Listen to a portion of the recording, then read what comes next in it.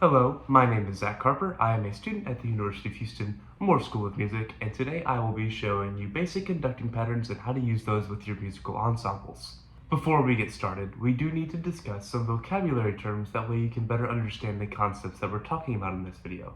The first of those vocabulary terms being the baton. The baton is an instrument used by a conductor to help direct and lead their musical ensembles. The baton helps clearly articulate time, however it is not necessary for conducting. The next vocabulary term is the ictus. The ictus is the point in space in which your baton articulates to show time to the musical ensemble. The final vocabulary term is the time signature, or meter. The time signature of a piece is what the conductor uses to determine which conducting pattern to use while conducting. It is important to note that in this video we will be discussing fixed ictus patterns only. There are patterns in which your ictus can move in space, however for the purposes of basic conducting patterns, today we will only be discussing fixed ictus. Before we get started, it should be pointed out that this iPhone camera that I am recording on does mirror the image. So it may look as if I'm conducting with my left hand, however, I am actually conducting with my right. All three of these basic conducting patterns start with an upstroke leading into beat 1. We can think of that upstroke as a pickup note leading in to the basic conducting pattern. This is important to note because this upstroke leading into beat 1 is how we convey from us, the conductor, to the ensemble when to come in. The first basic pattern that we will be looking at is the 2 pattern.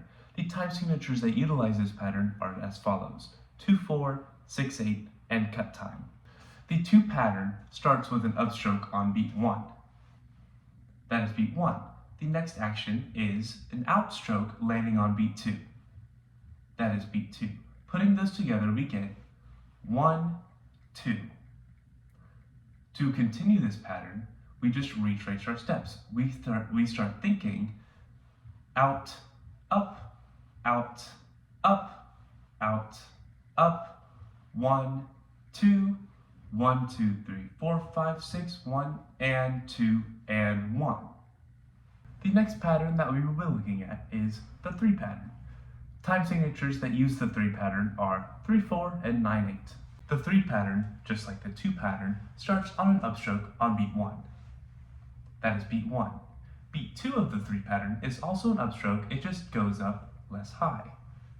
That is beat 2. Putting those together, we get 1, 2. Beat 3 on the 3 pattern is an out.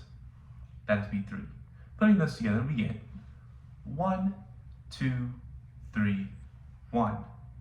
We can start thinking in continuation: 1, 2, 3, down, out, up, down, out, up, 1, 2, 3, 1, 2, 3, 4, 5, 6, 7, 8, 9, 1, and 2, and 3, and 1.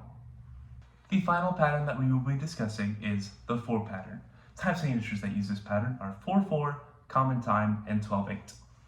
Just like our 2 and 3 patterns, our 4 pattern utilizes an upstroke leading into beat 1.